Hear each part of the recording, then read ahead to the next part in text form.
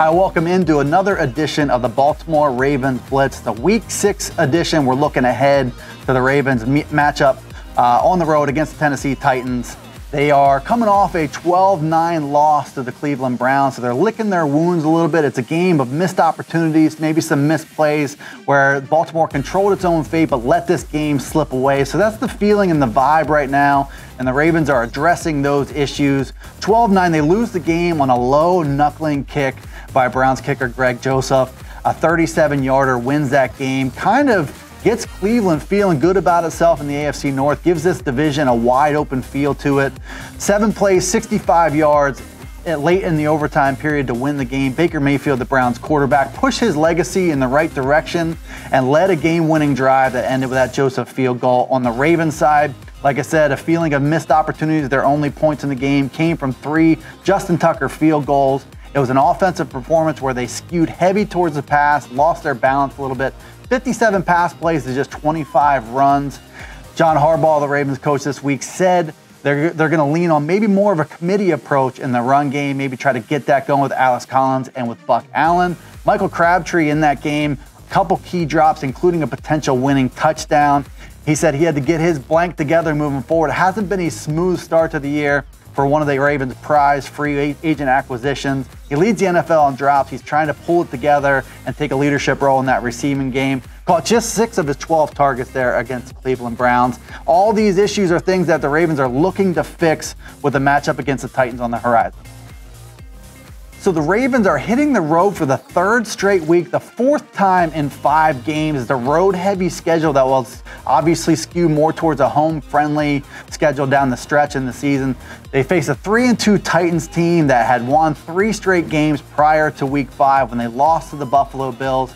Their defense, disciplined and physical and tough, led by former Ravens defensive coordinator Dean Pease. It's a group that is worth watching coming into this matchup.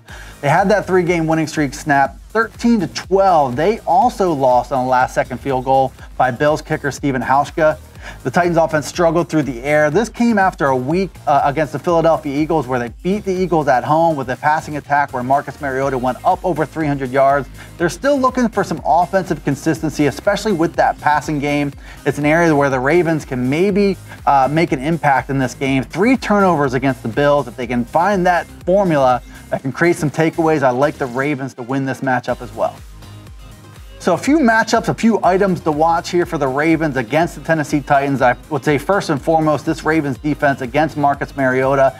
He's had some flashes. He's a former number 2 overall pick, his 4th season. Hasn't all the way come together for him yet. 2 weeks ago looked good for him against the Eagles. Last week they struggled against the Bills. If they can create that struggling version of Marcus Mariota, Ravens have a good shot to win this game.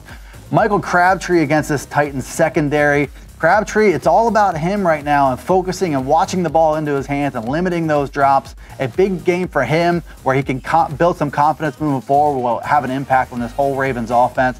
Watch that one. I would say the Ravens run game as well. This Titans run defense ranked number 26 in the NFL. You can sort out how you're going to use Buck Allen, how you're going to use your other backs. It will help in this game. Alex Collins, get him on track. The Titans give up over 120 yards on the ground. If John Harbaugh can pull the right strings, get these guys moving in the right direction, another fact that would bode well for a Ravens win. So who's going to win this game? PennLive beat reporter Aaron Kazanitz joins us now to break down the matchup and give his prediction. There's been a lot of talk about Baltimore now running the ball effectively, but Joe Flacco averages 5.3 yards per pass attempt at Cleveland, easily his lowest output of the year. We wouldn't be talking about the Ravens needing to run the ball if he completed a couple of those passes to Michael Crabtree. Crabtree had a few big drops. If he maybe hit John Brown deep over the top of the Browns defense once, the Browns did a nice job of covering those guys. With the Titans, they rank 3rd in points allowed. They have a very good defense. They have the best red zone defense. So the Ravens are going to have a challenge, but if they can get that passing game going, they should be in good shape. And I'm going to guess they do that. I think it'll be a close game, but I think the Ravens probably have the edge over Tennessee if Flacco and those receivers can get connected.